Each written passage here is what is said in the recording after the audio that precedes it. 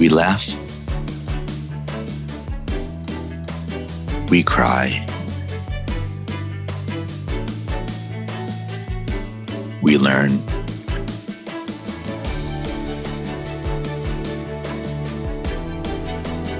But really, what doesn't kill you makes you better at managing clients and everyone.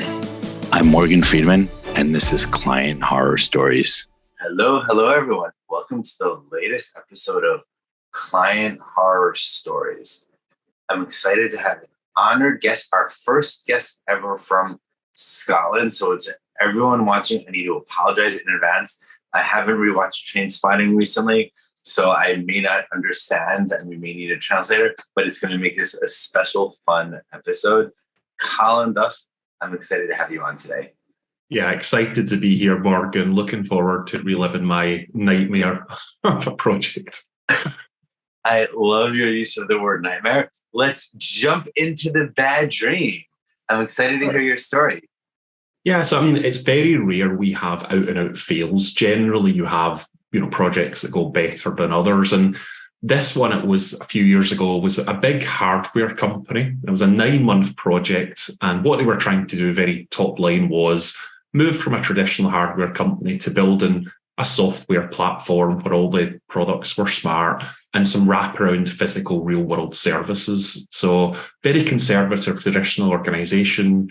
They brought us in, and the first 3 months were... So I just want to go right to the interruptions for the fun conversation.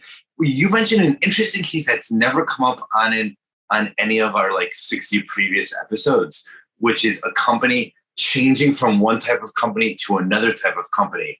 What's interesting about that is knowing nothing else. I don't know where this story is going, but knowing only that, it's already massive red flags in my mind. It feels like management got bored, or they're a specialist in this, but they want to do something they're not a specialist in it. So it's like, oh my God. And very traditional mindset by their own admission, no real heritage of innovation, or not of the digital kind. And the cultural thing, I think, was what killed us. But and jumping ahead, we actually abandoned the project halfway through it. So we lost a lot of money from what could have been a lucrative client. And just as bad, it was one of the few instances where me and the team, you almost really didn't want to get out of bed. You weren't sleeping. You met these wonderful, who were nice people. I stand by that. But it just became so acrimonious. You thought, oh God, till the point of termination. But I'll start with the good. So first 3 months. I love your storytelling technique. Like in a good movie, you're hinting at all the pain that's coming up later to build up the excitement. Well, thank you. Well, we started as in a lot of innovation in this kind of expansive phase. So we're speaking to customers, we're coming up with ideas. Everyone's having a ball. They're going a little bit slowly because they want to consult every man and his dog for this huge organization. But fair enough, it's building the energy, it's getting the momentum, it's what we need to do. And then the first problem really was there was a new individual joined the client. Now, this guy was from a marketing communications background, first ever role in product. And I think he was just quite naive and didn't really get the difference between doing comms and doing real world stuff. So I don't know if you've ever read this, but when the senior client hires you and then you're working with the mid-level and junior people, you approach them and say, okay, we're going to work today in the business model canvas, which is this kind of strategy tool. And you get this, do you know what? I've got it. I know what I'm doing. I don't really need your help. It's like, oh, it's quite a big piece of the project, but are you sure? Yeah, absolutely. And to be honest, what this guy came back with was, and I'm going to excuse my French, batshit crazy, right? It was one of these, we're going to have huge margins, but the lowest prices. We're going to partner with all of the world's leading tech companies. So it was just that kind of fantasy of, you'd done this by yourself. And, worse, because he had been a bit insular, this was shared at a workshop with 30 people, of which we were facilitating. So they're looking to us and saying, oh my God. So bit of a car crash, and we took him aside and had a heart to heart and said, look, we really want to help you, right? We know that you're new and you want to make a good impact. So let's work together. Yeah, absolutely. And we thought, okay, that's it, solved. But what we found was we were on this project part-time, so about 2 or 3 days a week. and we were doing the technology side and the services. So he was doing services. He liked to own things. So he'd go away, speak to some people, or so he'd say, and then say, right, we've got agreement on this amazing thing. And we're like, oh, wow, that is impressive. So we're going on the services, have a 4-hour response time. And you were like, really? Wow. And then you'd have this recurring problem of big groups of people saying, what the fuck? We don't have people, we don't have capability, we don't. And you're like, oh my God, what is going on with this individual just not getting... Okay, so there's a couple of different things there that I think are worth unwrapping and diving a bit into to understand. First, it's interesting to note that you're on the project part-time. Your team was 3 days a week on it, because that's another interesting risk factor that hasn't really come up much in previous episodes. I always like to highlight other risks and problems that we haven't spoken about in previous episodes. And like when you're on something full-time, you can be obsessed about it in the shower, but part-time, fundamentally, higher switching costs. What happens when you're not around, distracted by other things? Yeah. So that already adds a layer of complexity to the project management. You know, if you work in a large agency, right, and I have done in some of the big 4 or big 10, right, it's almost exclusively full-time for predominantly profitability, right, because it's how you scale. As a small agency and we only have 6 individuals, the best value for the client is often part-time, particularly in the longer engagements when you don't necessarily need someone full-time. And it worked, but the downside, exactly as you say, is you've got the context switching, so you're not full-time. And even logistically, it's not usually a problem, but with this client, there was a lot of workshops. And for example, they'd say, okay, we've a pre-read. Yeah, absolutely no problem. But if we were working the Monday, Tuesday, we'd say, right, we need your inputs by Tuesday noon. Very often we're not getting them till Thursday, Friday. And then we can't send it. And then other stakeholders are saying, you guys are really disorganized, right? What's going on? And also this was a global client, you know, lots of issues. Well, we can only do the Friday. And we're like, well, we are contracted for the Monday, Tuesday, Wednesday. So you kind of have to accommodate. So it's generally not been a problem for us working part-time, but I think that's because we've done a lot of small and medium projects. On a large project, I think full-time is optimal. It really is, or partitioned. That makes sense. So another angle of what you're saying about this this naive project manager, I'm curious. So actually, 2 things. First, it's interesting that you mentioned that he would tell you, "Oh yeah, we have buy-in. We have we have agreement," when he really didn't. So this highlights another interesting factor where often you have one point person, and the point person will say things that are, from his point of view, more hopeful than real. So there's this meta version of this challenge of how do you make sure that what the person is telling you that he really does have the buy-in. Yeah, I've rarely come across, but there are manipulative people out there, right, who are going to misrepresent the views of seniors and say, oh, they don't like idea A, they want idea B for their personal purpose. But in this instance, I think this poor guy really did think, well, I did mention that and everybody thought it was really cool. But you're like, yeah, but you didn't do any business case or technical requirements, or you just kind of floated some broad idea and thought, job done. And he just didn't really get because in marketing communications, you show the output. Here's the web page, here's the flyer. Do you like it? In product management, you might have the detail, but then you're like, how the fuck are we actually going to do this thing, right? Where's the budget? Where does it fit in the roadmap? And those were the bits he just wasn't really doing. And coming from his background, when we tried to tell him about these bits, I think he thought that was someone else's job. And we're like, you're a product manager, that is the job. Like, you need to be getting into the weeds on. Oh my God. By the way, this is a good point. We're only like 10 minutes into the episode, and already a whole bunch of new points have come out. So this is great.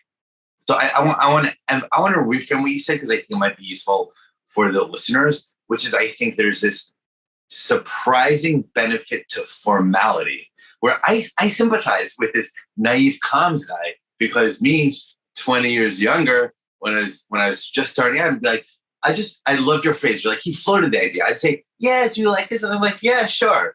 But only with experience do you learn, okay, even if they say they like it and it's all great, and even if it's in writing, going through the formal process, here's the specific plan, break it down, here's what's going to happen, like that forces a clarity and forces buy-in on a granular level of detail in order to prevent these sorts of blow-ups that you're probably going to get to soon.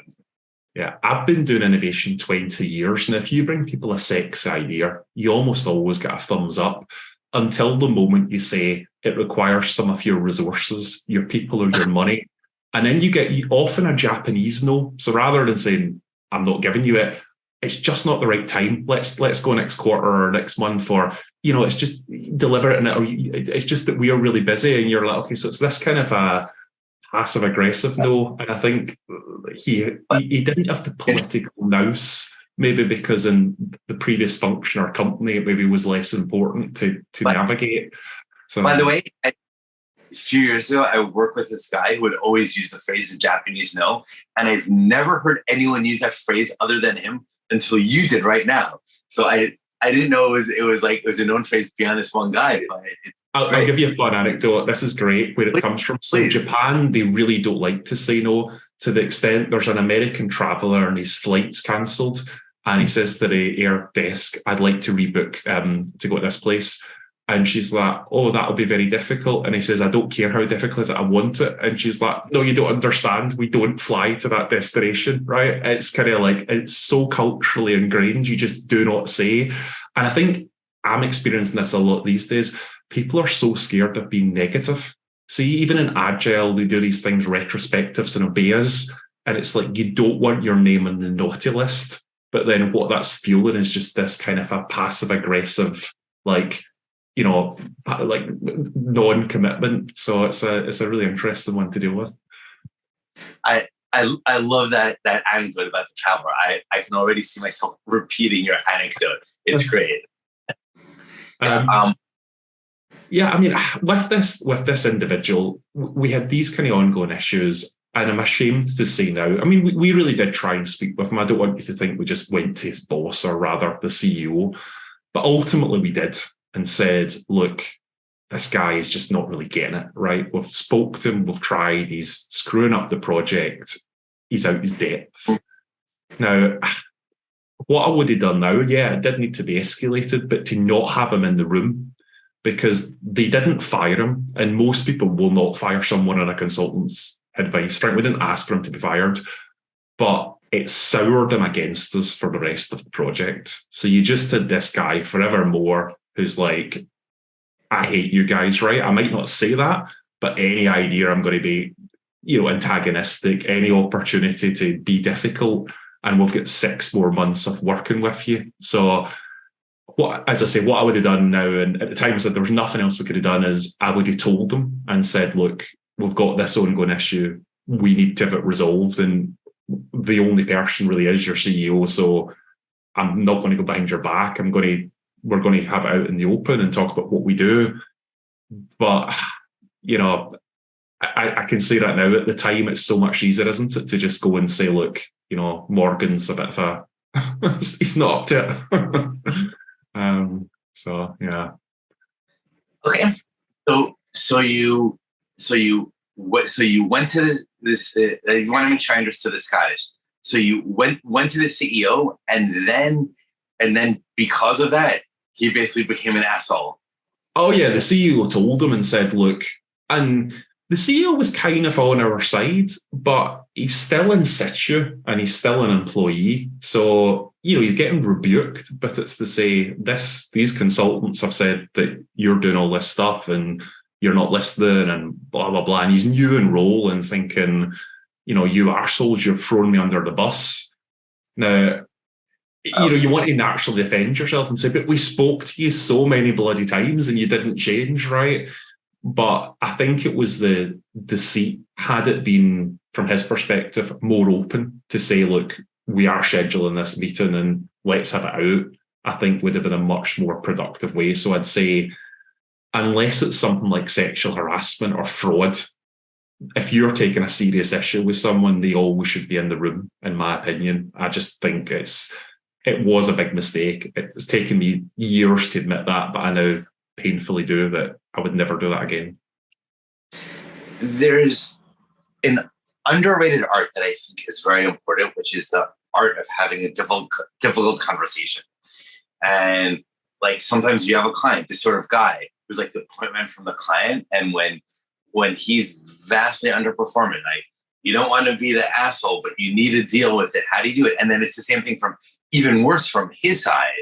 Like difficult conversations from his side is like admitting that you yourself are not working in the ideal way. He has to first start internally, because he himself has to realize that he's not working ideally. And often people, especially younger people, don't have that self-knowledge to see that in themselves. Yeah, they've not had. I think people are shying away from those. There's a lot of weak managers and bosses, and I kind of feel through his career, it didn't feel as though he'd had any tough love. So it's quite a big step up for him as well. And maybe the company should have been saying, and he was in a team of one because it's a new team and he was recruiting. So there wasn't really any old guard there to say, look, this feels a bit off. It was kind of like people are busy and he's in his silo and he's trying to impress. And then he's got these consultants that, from his perspective, are trying to burst his balloons, and say that might not work, which is ironic given we are the innovation guys. So we are all about, we can do anything, but just not that. It's like, so. Okay. So, yeah.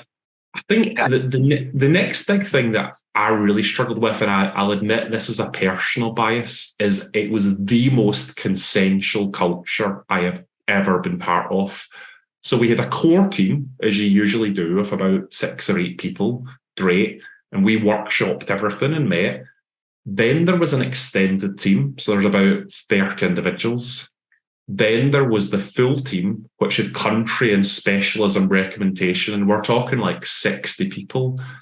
And for almost every decision, there was a sense of, we need to take people on a journey. So let's say, for example, we had a brainstorm around use cases, and there were a lot. We'd go through 3 workshops to repeat that and validate that, yes, these are the right use cases. And it really became exhausting because there was always someone in one of them who'd say, yeah, but in Germany, that's not a priority, or we've got a big competitor, or yeah, but in this like R&D function, we don't have the capability in this. So it just, I'm used to innovation. I'm a believer in things like the lean startup, if you've heard of, which is all about the fastest to learn will win, and the kind of startup mindset. And this felt like going back to the 1980s, some kind of a like IBM Soviet era, let's plan it all out. And it just was an anathema to me. And I wanted to, I think if I'm going to be really harsh on myself, there was a bit of arrogance as to, this is how you innovate. I've done it a lot. This is what the books say. You guys need to speed up. But then just by chance, about years later, I did this cross-cultural training, which is really good. I was it going to be a waste of time or whatever? And it was all about, you need to adapt your style. So whether it's ethnic cultures, and they did a lot of Scandinavians in here to be effective. And I feel as though we should have been more respectful of their consensual culture. The advantage of a consensual culture is it's painful to get the agreement, but once you have it, the execution usually is much better.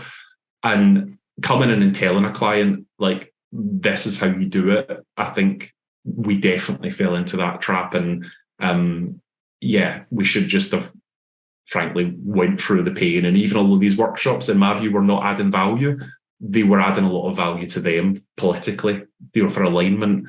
So I think we underestimated that we're not getting any new news, we're not getting new data, we've already made a decision, but for them it was important to go through the process of consultation.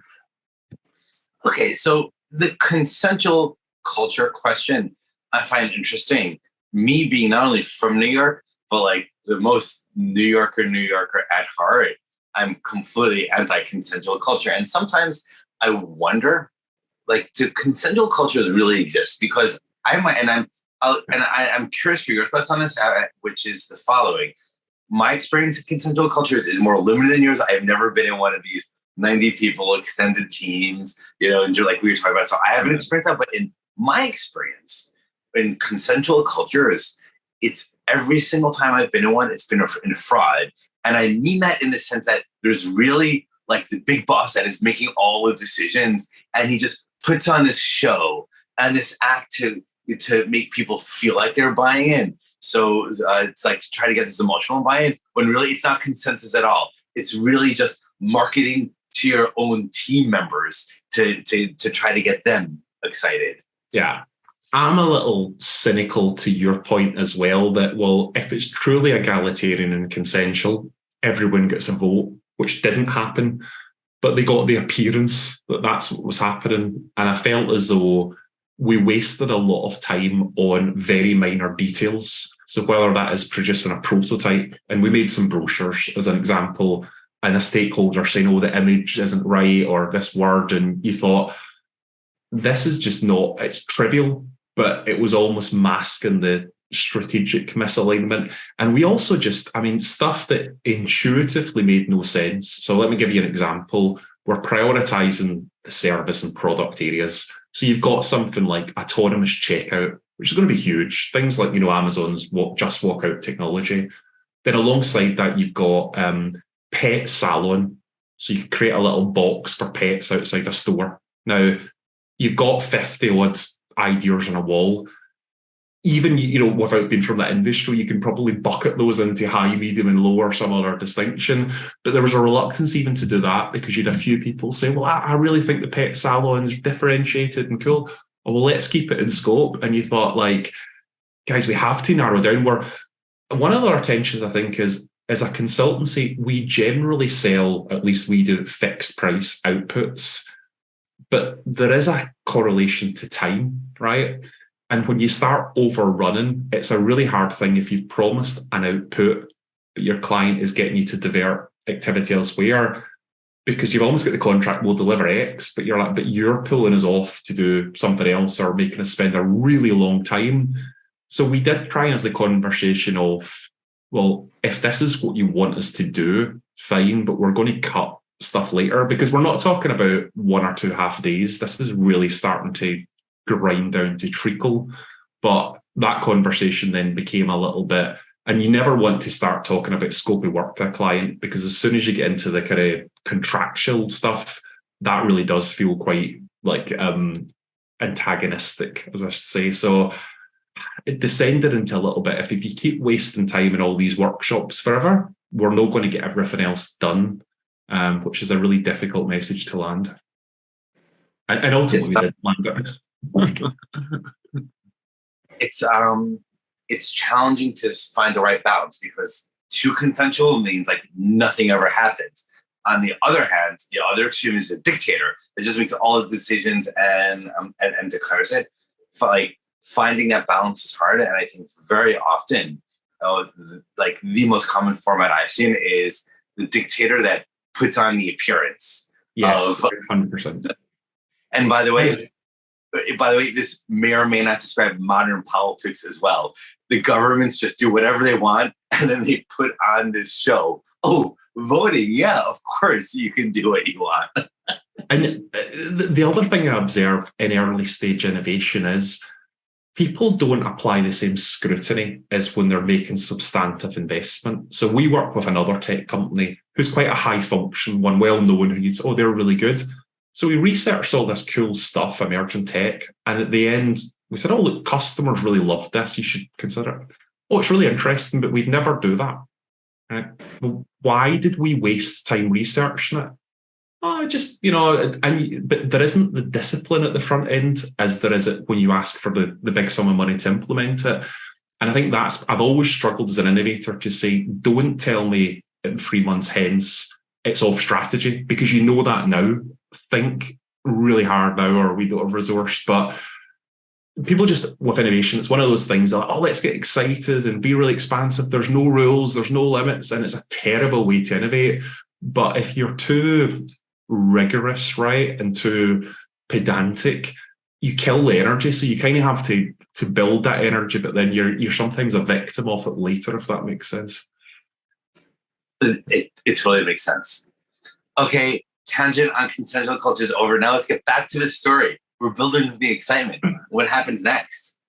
Yeah, so I think the other one as well is a lot of clients will say, of course, we want you to challenge, we want, like radical thinking and stuff. And all consultants will say, well, we really do. But in my view, the reality is many people do not want serious challenge. And many consultants are most do not. They're kind of yes men, right? And in this one of the challenges, it's interestingly from the insight that came out was, why do you need a platform? Now, when I said that to the top team, they looked almost bemused and said, what do you mean? And they rhymed off all these benefits. And I said, no, that's for your business. What about a customer? And then they again looked bemused and rhymed off all these benefits. And I said, no, that's the benefits of having smart products. So things like remote analytics, right? Or predictive maintenance. I said, but if they were all unconnected, you would still get all of that. What is the benefit of joining them together? Because there's a lot of hassle, legacy systems, they've got other vendors. And I'm like, we're not hearing from customers that they want a platform. You have got a strategy and interest in a financial model, given you've not done any research underpinning it. But that might not be the right thing to build. And they really had a violent reaction to that. Our whole strategy hinges on this. And we say, yeah, but your whole strategy should really hinge on customer insight and be outward, not insular. Wishful thinking is not a good way to form a strategy, right? Oh, but our financial model will collapse. Why did you build a financial model with no insight? They brought in a big consultant who've taken such a bird's eye view, like, there's 20 billion here, 400 here, but no even thought whatsoever as to how you would access it or when. And it had just been, and I see this a lot. And it's hard to convince someone of someone their job depends on them not believing it. So I think revealing those really tough home truths, and I'm not sure what the answer is, because I never want to be one of those patsy yes men consultants. There's enough of them, I'd argue the majority, but there are times when I do want to be successful, right? And how much do you want to piss off a client? And that's something I've struggled with my whole career, to be honest, is integrity. So my take is substantially more cynical than yours, which is why are you actually hired? And in my experience, even though the clients say, yeah, we want innovation, creative thinking, that's just part of the show that goes on. The reality that I've seen overwhelmingly, well over 9 out of 10 cases, is the reason why consultants are hired is to both come up with justification, support, and help in the implementation of what management actually wants. So it's really figuring out what management wants and doing it. If you think about the most famous consulting firm in the world, McKinsey, like their core role, they say creative thinking, etc., but their core role is management needs to do this big thing for this $1 billion opportunity, whatever, but the key players don't have buy-in. So guess what? Fancy reports, the smartest brains out there, no, the smartest people on the planet told us this is the right thing to do. They're like the dress-up version of the yes. They want a kind of rubber stamp on it, don't they? The badge to say. And the best example I have for you was when I was at a big consultancy, I'll not name them, but one of the biggest, got brought in by a media company to do a growth strategy. And in day one, the MD of this business said, so the growth strategy is we need to hit this number. How you get there, I'm indifferent to it, as long as you're within a close. And we'd start doing this to all these things, and he'd come in every session, would be like, yeah, the work's okay, but we need to get to that number, which was huge, right? It was one of these, hockey stick type things. Yeah. And as soon as we increased it, yeah, the work is really good and brilliant. And as soon as we pointed out, I don't know, increasing costs or anything, yeah, I'm a bit disappointed. And it was almost like, God, if we just gave you a bloody linear graph that grew like that, that's all you really wanted in our name. It was kind of a bit pointless. You were not going to even consider any recommendations. It's just, I've got my number. Presumably he's only going to be there for a year or two. And it's, so yeah, you can be cynical.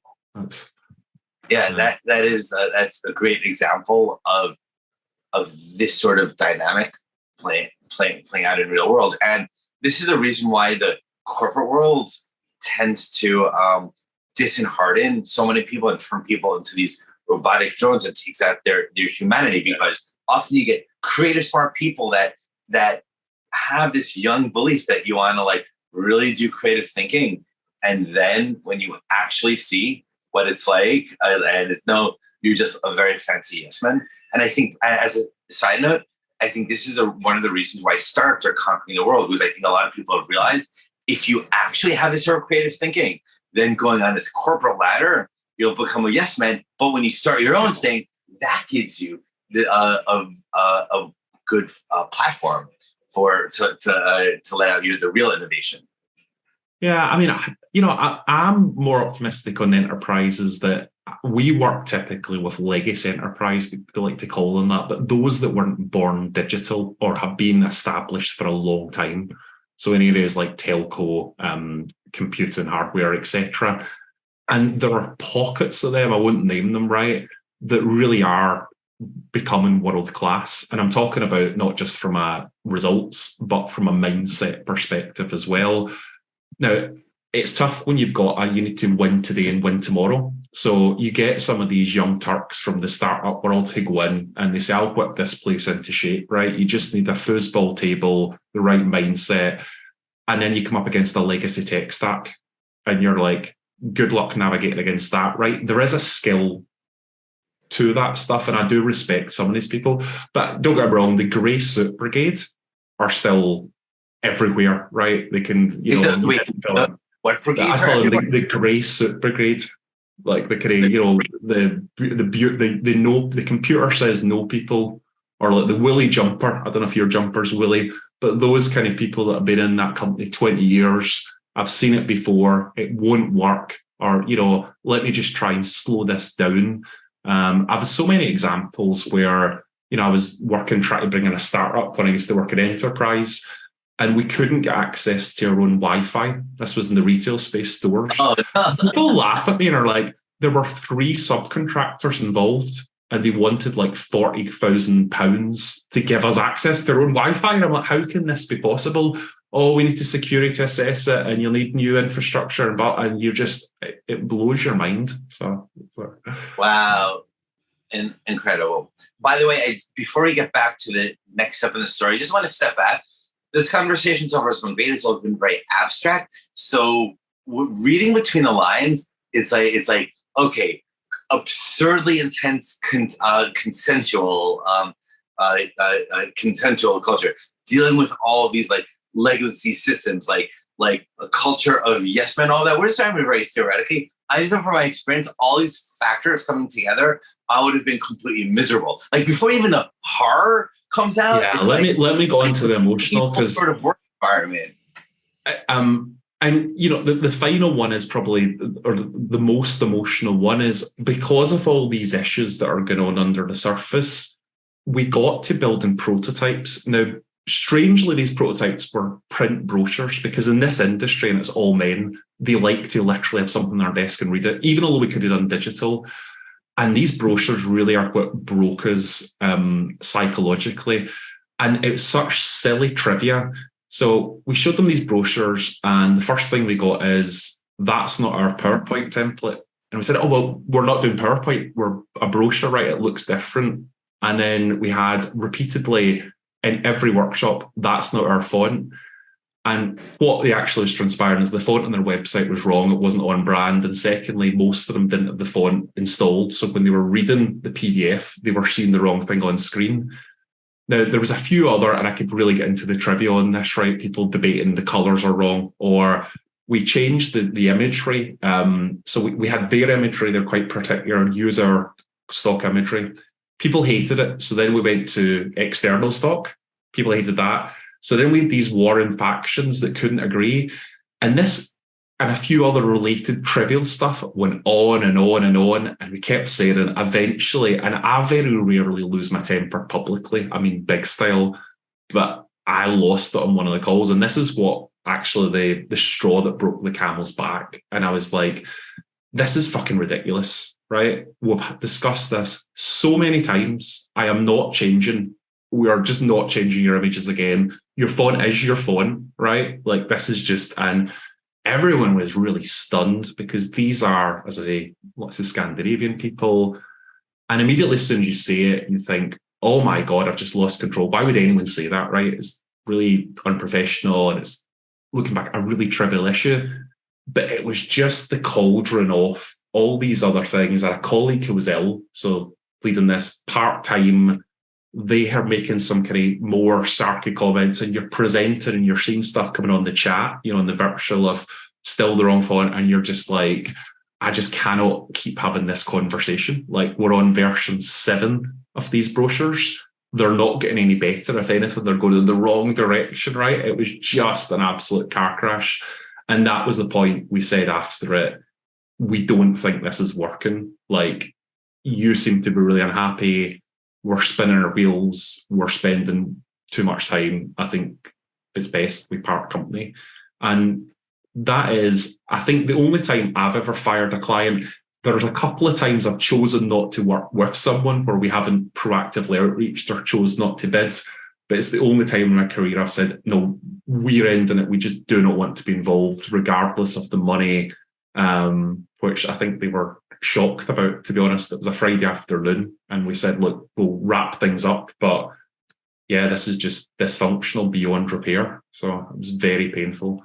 So interesting. Let's talk about this detail. This with this last one that happened to you is sometimes called bike shedding. Do they use that phrase in Scotland? No, I've never heard it. What's bike shedding? Bike shedding, bike as in bicycle, shed as in like where you keep bicycles, bike shedding. And it basically comes from some academic that studied this in the 1950s, and he like uncovered this like town hall examples, like in his, I forget the details. I'm sure this is all online now, but basically there's like some like classic USA small town meeting, where it's like little democratic towns where everyone's in town comes to make a decision. And basically on the agenda for this town was they wanted to like pass a law about whether they should like allow this, give permission for this nuclear power plant to be built nearby. And then they also had to discuss whether in like the town plaza, they would have put in a bike rack to like, so people would park their bicycles. And basically everyone in town meeting was like, yeah, nuclear power plant, sure. But they went crazy obsessive over, no, the bike rack on this corner, not that corner there. And the powerful example because like the bigger things, what are we trying to do? The brochure, how do we talk about, what do we say gets lost when like as compared to like where the bicycles go, the stupidest minor things as compared to a literal power plant that they don't care about. And you know what, as well, I think some of these people who were wannabe marketers, because it's maybe a more exciting role than if you work in health and safety, when you're getting this brochure to critique, and I don't know, maybe you don't have a lot on, you're like, oh, I think it would be cool to have a motion graphic rather than an illustration, or,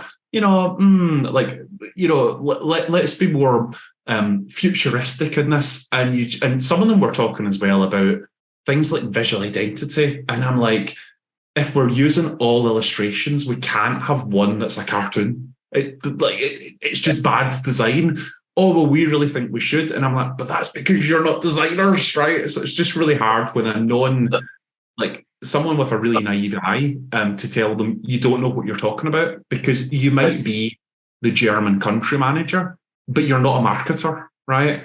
And I was hoping for some support from their marketing team to say, well, although it isn't marketing, it's prototypes, it's kind of a similar, but they were all, we're not involved in the project, and, we don't have a view. So it just became, So I think there's an important psychological point, which is things that are easy to see and easy to understand, everyone has an opinion on. So you give people things that it's not easy, everyone will have an opinion to use, because we can be R-rated on this podcast. It's my podcast, I can see how it goes, to use a classic New York saying. I'm from New York. My friends and I say, opinions are like assholes. Everyone has one.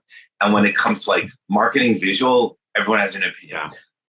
A way I've changed my process over the years to help minimize this risk is because I've had this bike shedding problem. People obsess over the fonts and the images. Like, no. This is just a sample or all that.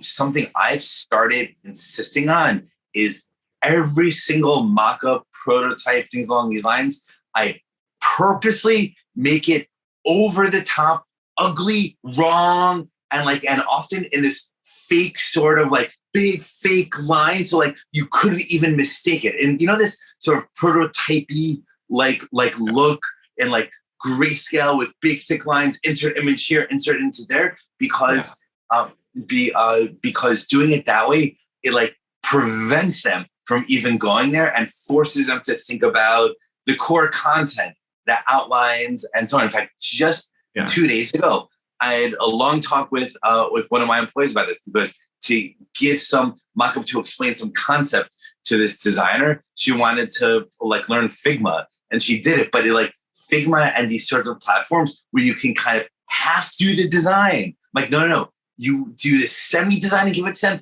It's going to shape and guide and direct their thinking. We just need to do it as ugly as possible so it doesn't even give them, it doesn't even bring their minds in that direction.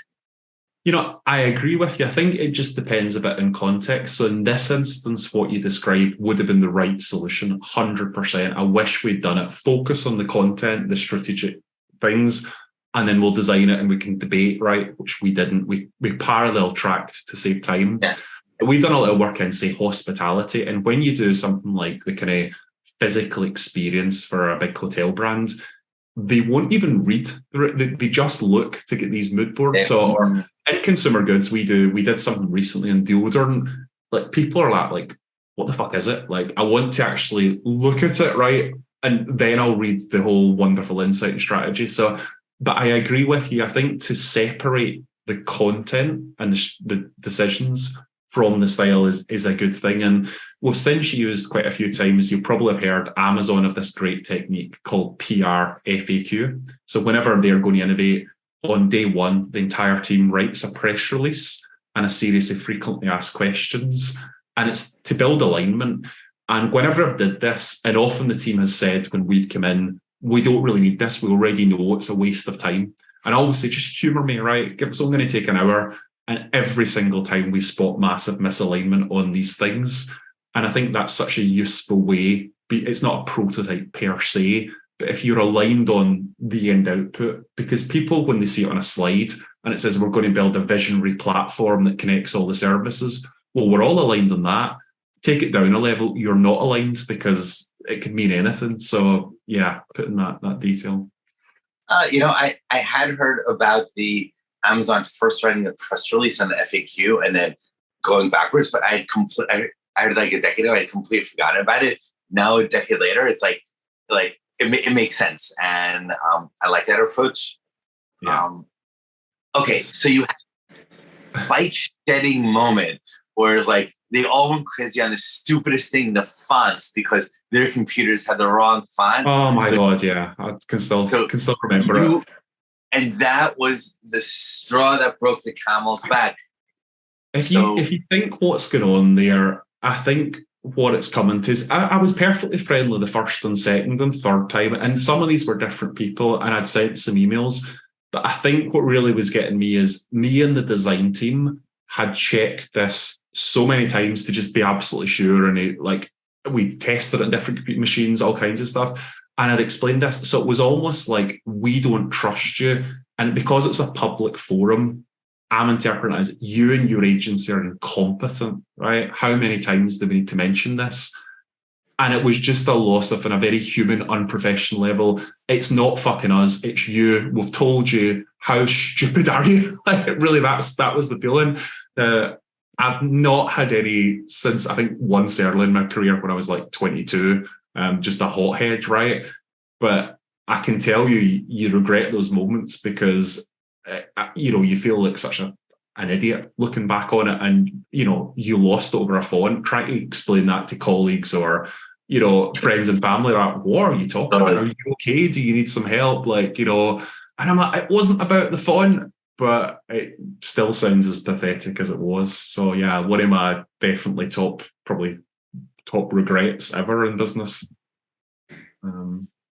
Okay, so you had this moment where you let it all out. Now you're regret it. Now you're like more mature and better able to handle these situations. So I what hope happened? so. Although I haven't faced quite that bad yet again, so I guess we'd need to wait and see how. Yeah, it's. I mean, I've learned it myself. I'm generally quite good under pressure, but there are moments and stuff, and I think in extremis, if that's happening, I would try and in the immediacy abstract myself from the situation. Now, not always possible if you're running like a workshop, but if you can feel your temperature rising, then to try and take yourself out of it. The other thing I've learned as well is life is short. So if you've got a colleague who can better match with a difficult client, and they do exist, right? That's great. I think the only worry about that is there are people, not many of them, right? But there are just some that are such assholes. You think, if I put my other colleague in, they're going to have the same, everyone dislikes this person. And they don't tend to last long, but long enough to be painful. So we had one at one of our biggest clients in one of the divisions. Our top client recruited someone underneath her, and she was dreadful, but she still lasted 11 months, right? And pissed everyone off. And, you should shout and scream and, but it's hard on a human level, however professional you are, not to be like, oh my God, you're just fucking awful. So maybe you've got some tips for navigating that kind of individual.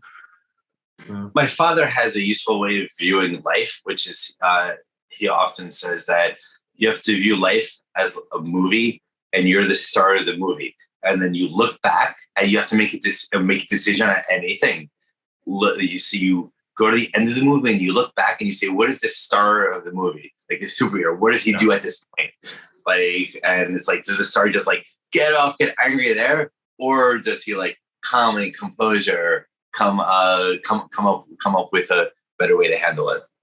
And it's hard because the rational you, and you can want to think about things like revenue and relationship, are like, we've been quite well paid, even if they're giving us a hard time, and they're like that with everyone. But then the human you is like, to sit through this every day and just be treated with like no respect. Most clients generally, I find, they treat you reasonably, less so in the sales process. You find some of them are, we lost a big deal recently, a year in the making, multiple meetings, venues booked, everything. And then 2 weeks before it, cancelled, just, we're not going to honour the contract, right?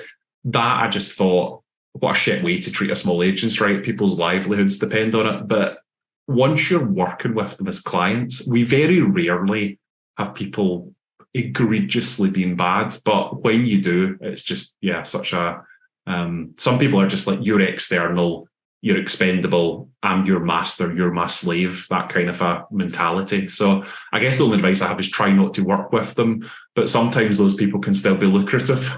It's hard to turn down the money.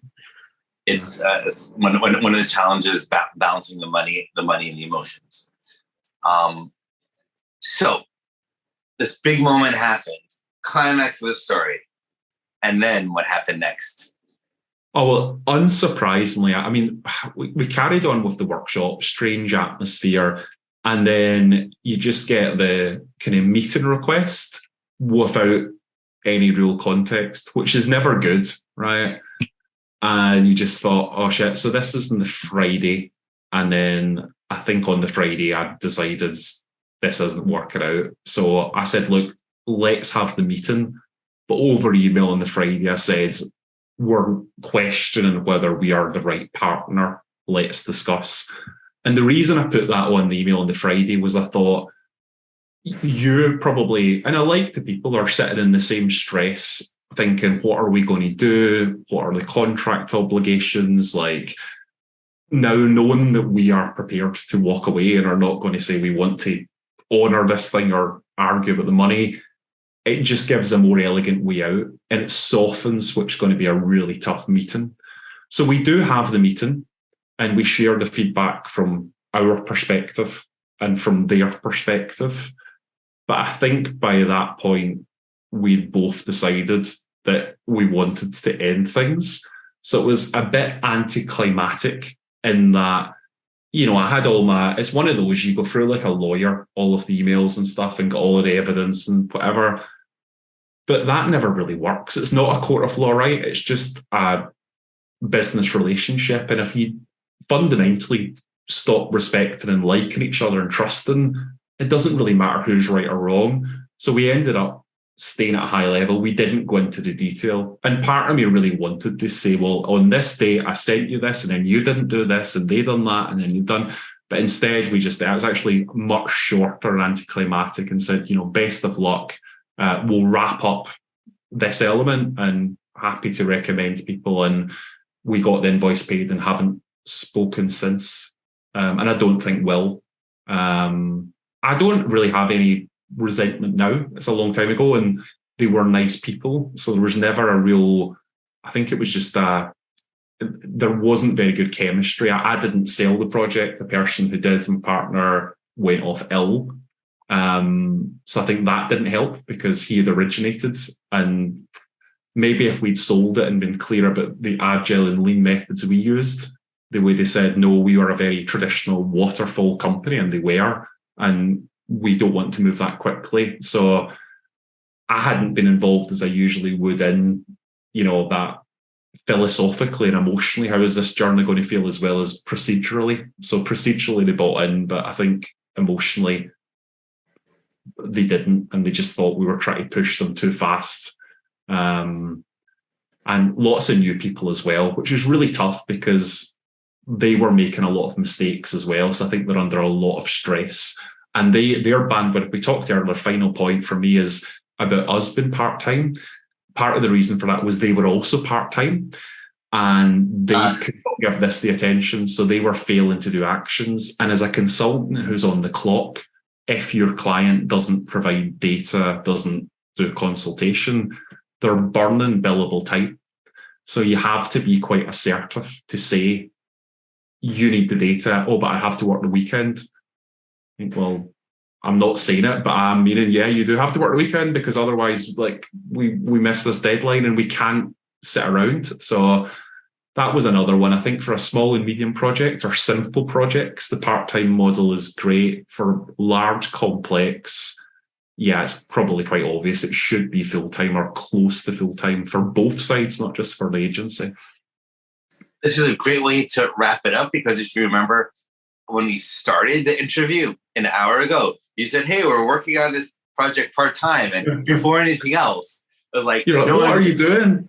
Yeah, it's like, and I know this one has come up in a previous episode, because there's something powerful about just giving your full-time attention to something. And so, and it's often these sorts of details that a younger me just thought as a contractual detail. No, whether you have me 4 hours a day or 8 hours a day, is a detail, but it actually 50% is not the same as 100%. It's the context switching, and even just logistically, going to an office, 2 offices will tire you out. You might have done a 12-hour day, and then with that you'll do an 8.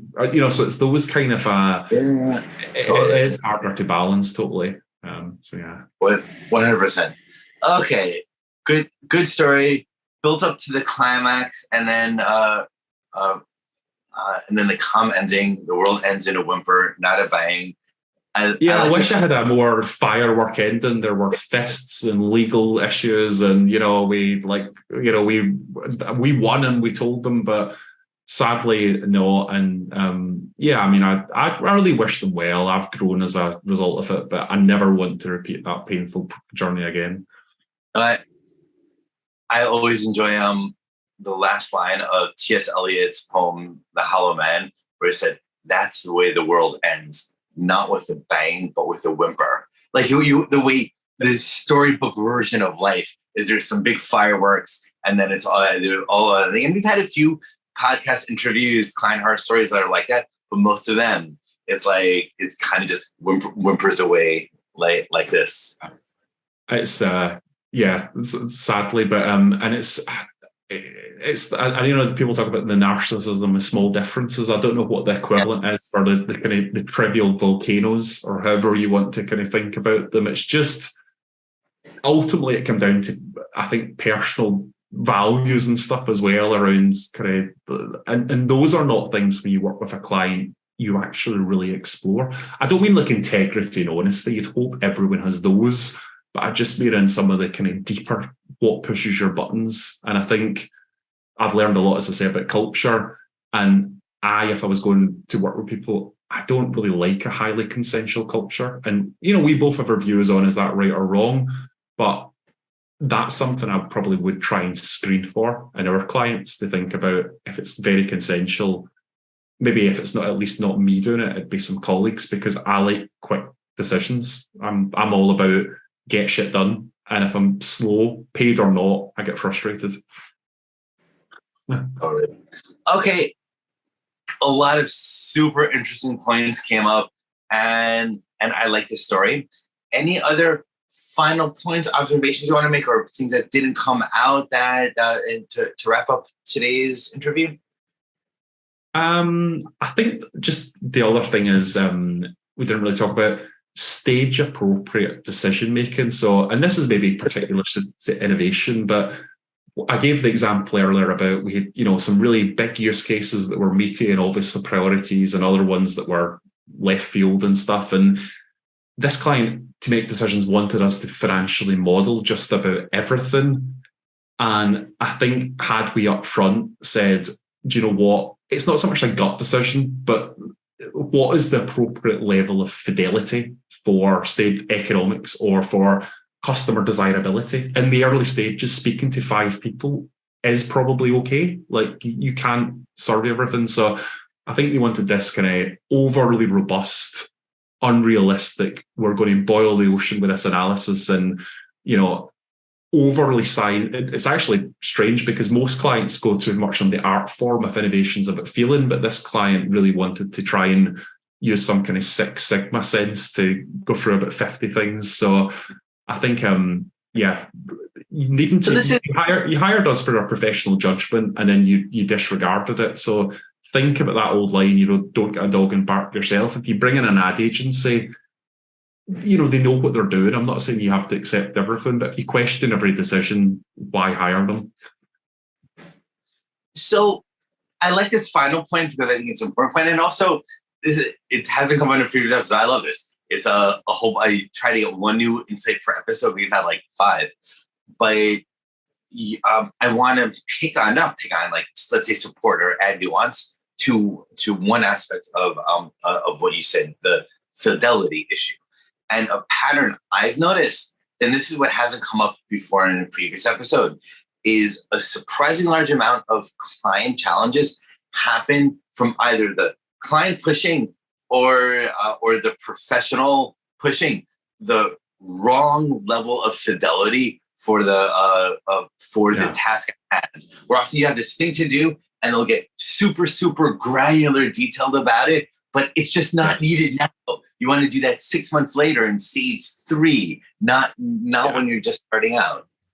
The biggest one in innovation, which is our background, is people are so desperate to build a financial model. We consulted to a big pension company years ago, and we want you to design our proposition. Great. Here's the model. And I said, but you've done it in reverse, right? And it's almost like it's the false precision. And they say, well, how do you recommend we do it? And we say, well, you can have a top-down envelope model. That's fine to say, right, is it in a ballpark worth pursuing? But beyond that, you want to kind of build bottom-up through these days experimentation and figuring out unit economics and layering up. But most clients, despite what you hear about agile and iterative and very linear stage gates, because of the budget cycle. So they've already allocated the funds, they've already baked in the benefit, and your job is to tell them what it is. And one of the things I've recommended to some clients is when you're doing innovation, maybe you can just put, we're going to do 3 large projects, 2 medium and a small. And maybe you can put the theme, right? But beyond that, don't have the fantasy plan, because it serves no useful purpose. If it's something incremental, great, but people hate saying uncertainty and they don't know. So they fill it with just bullshit. Honestly, it causes a lot of problem. Love it. Super packed full of insights, and I'm happy. I was expecting to understand about 80% of your words from your Scottish accent, but I think I was able to hit about 95%. Oh, that's good. Yeah. Yeah. So this is great. Thank you, Colin, for your time, the insight, the great story, and everyone who's been watching the episode. Thank you for making it to the end. And I hope you enjoyed it and learned as much as we did. I really did, Morgan. It was like therapy. So many thanks for letting me relive and move on from this nightmare. The best episodes have, even for things that happened 10 years ago, have this element of catharsis that help bring it out and bring closure to it, wrap it in a bow, learn the lesson so it can be lodged back into our long-term memory. Yeah. Well, thank you again. Pleasure being with you.